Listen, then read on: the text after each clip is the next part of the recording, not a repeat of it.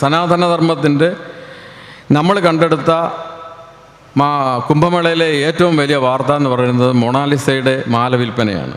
മൊണാലിസയുടെ സൗന്ദര്യമാണ്. ഇതാണ് നമ്മുടെ കാഴ്ചപ്പാട്.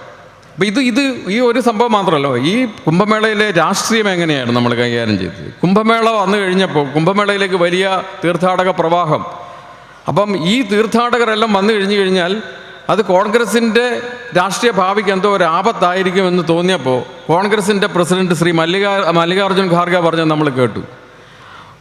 കുംഭമേളയിൽ പോയി മുങ്ങിക്കുളിച്ച് കഴിഞ്ഞാൽ നിങ്ങൾക്ക് ഇന്ത്യയിലെ പട്ടിണി മാറുമോ, ഇവിടുത്തെ തൊഴിലവസരങ്ങൾ സൃഷ്ടിക്കാൻ കഴിയുമോ എന്നാണ് അദ്ദേഹം ചോദിച്ചത്.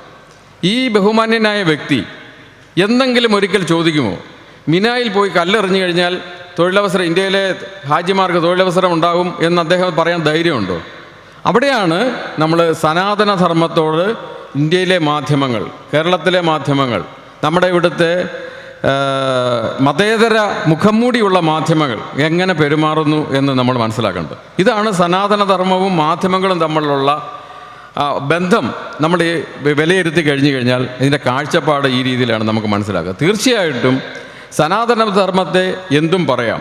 അപ്പോൾ അതുകൊണ്ടാണല്ലോ നേരത്തെ ഇവിടെ സൂചിപ്പിച്ചു, സ്റ്റാലിൻ്റെ മകൻ ഉദയനിധി സ്റ്റാലിൻ HIV-യോടും മലേറിയയോടുമാണ് സനാതനധർമ്മത്തെ ഉപമിച്ചത്.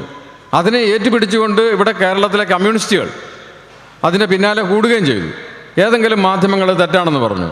അതേ സമയത്ത് ഇസ്ലാമോഫോബിയ എന്ന് പറഞ്ഞിട്ട് ഇത് നമ്മൾ ഒന്നും വേണ്ട, പൗരത്വം എല്ലാവരും, എല്ലാ പൗരന്മാരും പേര് രജിസ്റ്റർ ചെയ്യണം, ഇന്ത്യൻ പൗരന്മാർ പൗരത്വ രജിസ്റ്റർ ഉണ്ടാവണം എന്ന് പറഞ്ഞു കഴിഞ്ഞാൽ അത് ഏതെങ്കിലും ഒരു പ്രത്യേക മതത്തോടുള്ള വിരോധം കൊണ്ടാണ് എന്നൊരു കാഴ്ചപ്പാടുണ്ടാക്കുക, എന്നൊരു നറേറ്റീവ് സൃഷ്ടിക്കുക നമ്മുടെ മാധ്യമങ്ങൾ ചെയ്യുന്നതാണ്.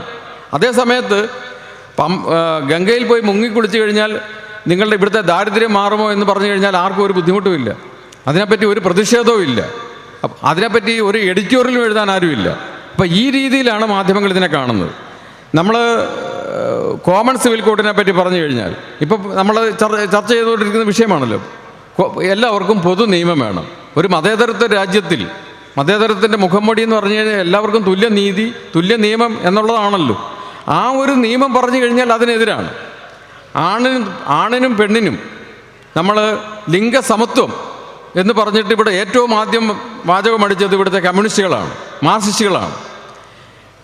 ശരി, നിങ്ങൾ പറഞ്ഞതിനെ അംഗീകരിക്കുന്നു, ആണിനും പെണ്ണിനും തുല്യമായിട്ട് വിവാഹപ്രായം ഏകീകരിക്കുന്നു, 21 വയസ്സ് ആണിനും 21 വയസ്സ് പെണ്ണിനും എന്ന് പറഞ്ഞപ്പോൾ അത് പറ്റില്ല എന്ന് പറഞ്ഞ് പ്രമേയം പാസ്സാക്കി കഴിഞ്ഞു മാർക്സിസ്റ്റ് പാർട്ടി. കാരണം ആർക്ക് വേണ്ടിയിട്ടാണ്? അവിടെ ഉടനെ മതം കണ്ടെത്തുകയാണ്. അത് മുസ്ലിങ്ങൾക്കെതിരാണെന്നാണ് പറഞ്ഞത്. ഈ രീതിയിലാണ് കാഴ്ചകൾ. അപ്പം മുസ്ലിങ്ങൾക്കെതിരാണെന്ന് പറഞ്ഞു കഴിഞ്ഞാൽ അത് ഹിന്ദുക്കൾക്ക് എന്തോ മെച്ചം അല്ലെങ്കിൽ ഒരു ആൻറ്റി ഹിന്ദു ലൈൻ. ഇതാണ് സംഭവം. പൊതുവായിട്ടുള്ള എന്ത് സംഭവം വന്നു കഴിഞ്ഞാലും പൊതുവായി നടപ്പാക്കണമെന്ന് പറഞ്ഞു കഴിഞ്ഞാൽ അതിനോട് എങ്ങനെയാണ് ഇസ്ലാം കാഴ്ചപ്പാട്, ആ കാഴ്ചപ്പാടിനൊപ്പം നിൽക്കുക എന്നുള്ളതാണ് മതേതരത്വത്തിൻ്റെ പേരിലായാലും വിപ്ലവത്തിൻ്റെ പേരിലായാലും ഇവിടെ നിൽക്കുന്ന ഓരോ കക്ഷികളുടെയും നിലപാട്. ഇത് സനാതനധർമ്മത്തോടുള്ള നമ്മളുടെ മാധ്യമങ്ങളുടെ കാഴ്ചപ്പാടുകളിലേക്കുള്ള ചില ചൂണ്ട് പലകകളാണ്. മറ്റൊന്ന്, നമ്മളിപ്പോൾ ഈ മകരവിളക്ക് സമയത്ത് നമ്മൾ കണ്ടതാണ്. എല്ലാം വാർത്തകൾ, ഈ സമീപ വാർത്തകളെ പറ്റി മാത്രമാണ് ഞാൻ പറയുന്നത്, മറ്റൊന്നും ഞാൻ പറയാൻ ഉദ്ദേശിക്കുന്നില്ല. മകരവിളക്കിൻ്റെ ദിവസം ശബരിമലയിൽ ദീപാരാധന നടക്കുന്നു. എല്ലാ ഭക്തന്മാരും അങ്ങനെ തൊഴുകൈകളുമായിട്ട് നിൽക്കുകയാണ്. അവിടെ ഒരു മാന്യൻ വകുപ്പ് മന്ത്രിയാണ്, കൈയൊക്കെ കെട്ടി ഇങ്ങനെ നിൽക്കുകയാണ്. എങ്ങനെയുണ്ട് എൻ്റെ നിൽപ്പെന്നുള്ള രീതിയിൽ ശ്രീകോവിലിൻ്റെ നേരെ മുന്നിൽ.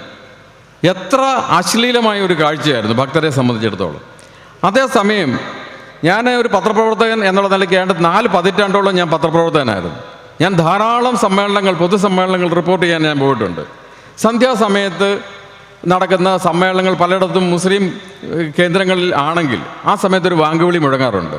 ഈ പറഞ്ഞ പിണറായിയും ഈ കമ്മ്യൂണിസ്റ്റുകളും കോൺഗ്രസും ഏത് രാഷ്ട്രീയ പാർട്ടി ആയിക്കോട്ടെ എല്ലാ കക്ഷികളും ഈ വാങ്കുവിളി കേട്ട് കഴിഞ്ഞാൽ ഉടനെ പെട്ടെന്ന് അറ്റൻഷനായി നേരെ ഇങ്ങനെ തൂങ്ങി നിൽക്കുകയാണ്, തലയും തൂക്കി നിൽക്കുന്നതിന് ഞാൻ എതിരല്ല.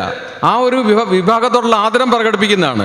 എന്തുകൊണ്ട് മുസ്ലിം വാങ്കുവിളിയോട് ആദരം പ്രകടിപ്പിക്കാൻ ഒരു നിമിഷം ചിന്തിക്കാൻ വേണ്ടിവരില്ലാത്ത രാഷ്ട്രീയ പാർട്ടി നേതാക്കന്മാർക്ക് അല്ലെങ്കിൽ അതുപോലുള്ള ഏതെങ്കിലും ഒരു കമ്മ്യൂണിസ്റ്റുകാരന് ശബരിമലയിൽ വരുമ്പോൾ ഇങ്ങനെ കയ്യും കെട്ടി നിൽക്കാൻ തോന്നുന്നു?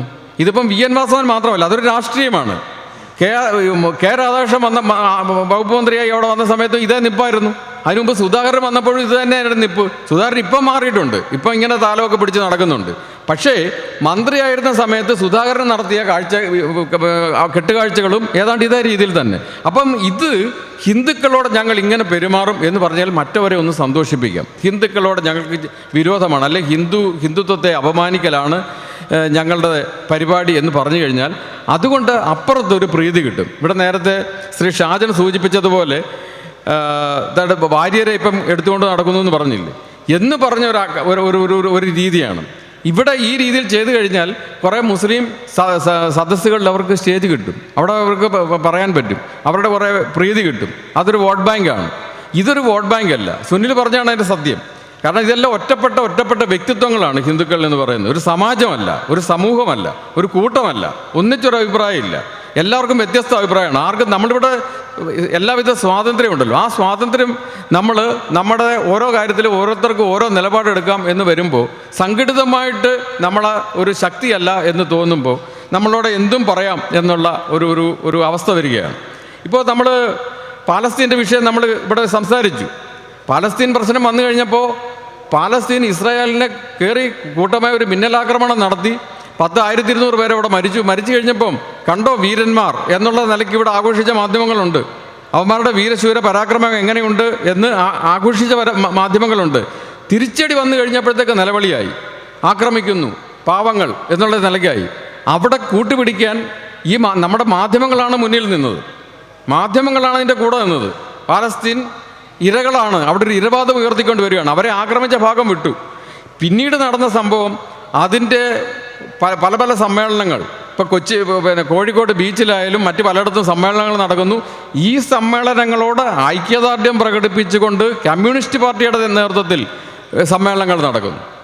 അതിൻ്റെ ഏകദേശം അടുത്തടുപ്പിച്ചിട്ടാണല്ലോ ബംഗ്ലാദേശിൽ ഷേഖ് ഹസീന സർക്കാരിനെ അട്ടിമറിച്ചു കഴിഞ്ഞ് അവിടെ ഹിന്ദുക്കൾക്ക് നേരെ വളരെ വലിയ വംശീയ കൂട്ടക്കൊല അവിടെ ഉണ്ടായി, വലിയ വംശഹത്യ നടന്നു.